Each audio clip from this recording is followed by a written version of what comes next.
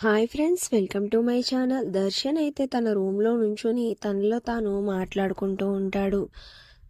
నా జీవితంలో కూడా శరణ్యని హ్యాపీగా రాణిస్తే ఆ హ్యాపీనెస్ ఏదో నా జీవితంలోకి కూడా వస్తుంది. అప్పుడు నేను శరణ్య చాలా హ్యాపీగా ఉండొచ్చు.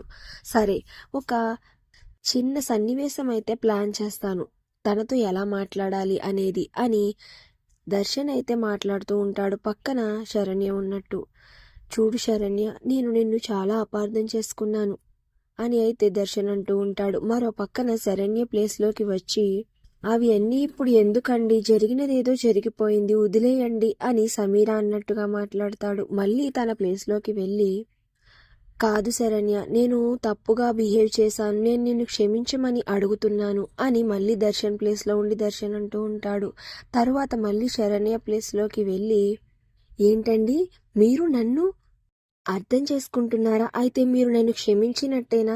నా ప్రేమను మీరు తెలుసుకున్నారా అని శరణ్య మాట్లాడినట్టుగా మాట్లాడతాడు. ఇక తరువాత ఆఖరిగా దర్శన్ ప్లేస్లోకి వెళ్ళి దర్శన్ అంటూ ఉంటాడు, నేను నిన్ను ఎప్పుడో క్షమించాను, నీ మీద నాకు ఇప్పుడు ఎటువంటి కోపం లేదు అని దర్శన్ మాట్లాడుతూ ఉండగా కాఫీ తీసుకుని దర్శన్ కోసం శరణ్య అయితే పైకి వస్తుంది. ఇక వచ్చి ఇక డోర్ బయట అయితే నుంచుని ఉంటుంది. ఇక అప్పుడు తనకి లోపల దర్శన్ మాట్లాడుతున్న మాటలు అయితే వినిపిస్తాయి. ఇక ఆ మాటలు వింటూ అలా నుంచుని ఉంటుంది. ఇక అప్పుడు దర్శన్ అంటూ ఉంటాడు, శరణ్య, నీ మీద నాకు ఎటువంటి కోపం లేదు, కానీ నా మనసుకి ఏం జరుగుతుందో ఏంటో తెలియదు, కానీ మైండ్లో నుంచి సమీర మాత్రం పోవడం లేదు అని దర్శన్ అన్న మాటలు విని శరణ్య అయితే చాలా బాధపడుతూ ఉంటుంది. ఇక అక్కడే నుంచుని బాధగా తనలో తాను మాట్లాడుకుంటూ అనుకుంటూ ఉంటుంది, మైండ్లో ఉన్న సమీర నన్ను మనసులోకి ఎప్పుడు రాణిస్తుందండి అని బాధగా అనుకుంటూ ఉంటుంది. మరి దర్శన్ శరణ్య ఎప్పటికి కలుస్తారు అనేది